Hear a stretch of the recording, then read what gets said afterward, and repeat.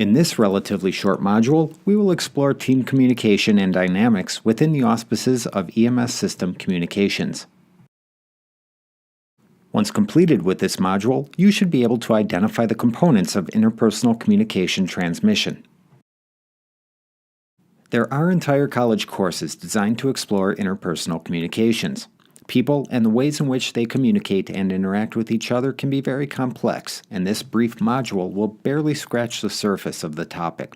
For the purposes of being an EMS provider, however, some basic understanding of interpersonal communications is important, as the majority of your job as a paramedic will encompass some type of interpersonal interaction with others. For what it's worth, all communication begins with a person or entity trying to share information with one or more people. That originator of a message is called the source of the communication. When attempting to communicate with others, the source has a decision to make. What medium should the source use? Is a communication verbal, visual, or something else such as tactile feedback for a visually impaired person who uses Braille? Can the source make some assumptions in developing the message? More specifically, can the source assume that the intended recipient of the message is familiar with common symbols, language, or syntax that may be used in the communication? What about the formatting of the message? As children, we learned rules governing how we communicate in English. This includes the order of our words, proper spelling, and the use of punctuation when using a written message. If the communication occurs verbally, the order of the words, the pronunciation of the words, and our inflection when speaking all carry meaning. Much of our communication is also nonverbal, relying on common understandings of what certain body positioning or facial expressions mean. Sharing photographs, images, charts, graphs, illustrations, physical objects, or other visual or physical things can all contribute to the process of communication. Emojis, memes, and acronyms are all mechanisms for communication that have emerged within our digital age as well.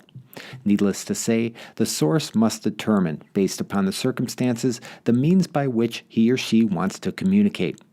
With that information in mind, the source or sender must then encode the actual message. Encoding is the process of formalizing the message, the information to be conveyed, into a format that should hopefully make sense to the intended recipient of the message. If the source wishes to convey a message in a song, he or she must determine the tempo, the notes to be played, the order of the notes, any lyrics to accompany the notes, the instruments to use, and so on.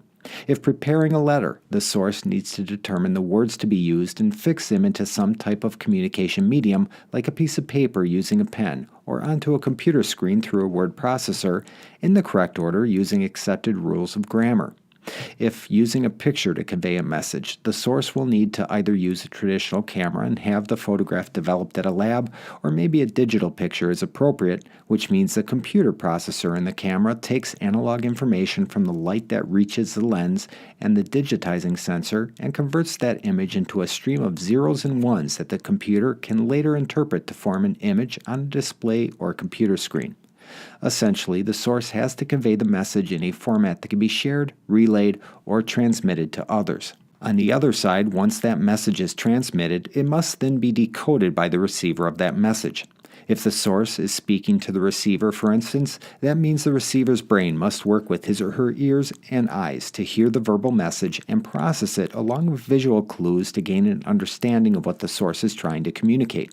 If the receiver is looking at an email, the computer he or she is using must take the digital information of the conveyed message and convert it into symbols that are displayed on a screen for further visual decoding by the receiver's brain.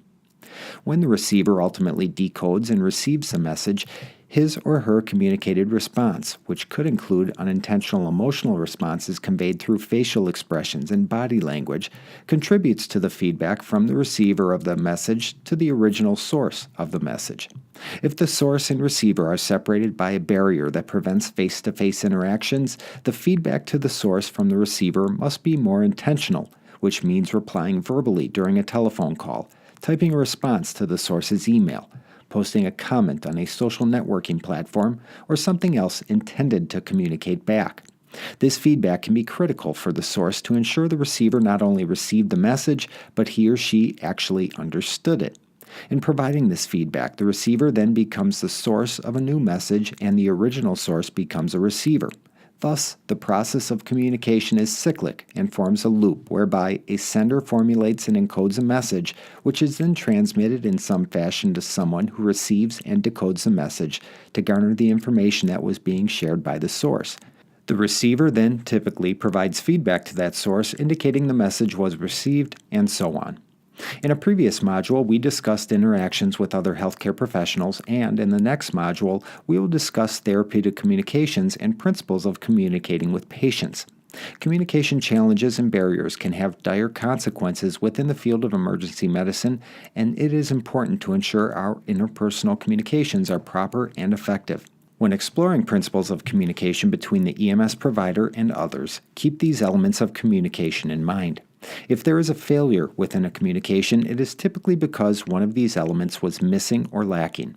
As an example, you may need to converse with air medical support, but your radios do not broadcast on the same frequency.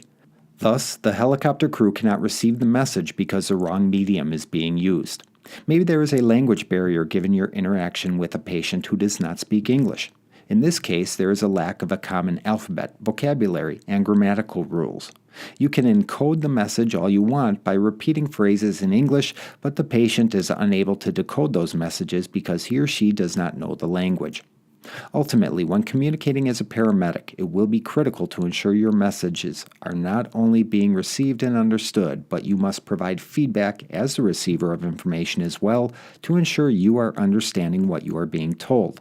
If a communication fails, you must evaluate which element in the communication loop is missing or broken and fix it so that you can ensure the patient is receiving the best medical care possible. Again, the topic of interpersonal communications and communication theory is very complex. This particular module was designed to merely expose you to concepts related to the communication loop and how you may use your knowledge of those elements of communication to ensure your interpersonal interactions are effective. Given your completion of this module, you should now be able to identify the components of interpersonal communication transmission. If you find this topic intriguing and wish to learn more or want to become a better communicator within either a personal or professional environment, you are encouraged to seek additional education on the topic through other resources or formal schooling. This presentation was prepared by Waukesha County Technical College in Pewaukee, Wisconsin, and is distributed with an Attribution Non-Commercial Share-alike 4.0 International Creative Commons license. Copyright 2019 Waukesha County Technical College. For information on WCTC's numerous fire and EMS educational offerings, please visit us online at wctc.edu.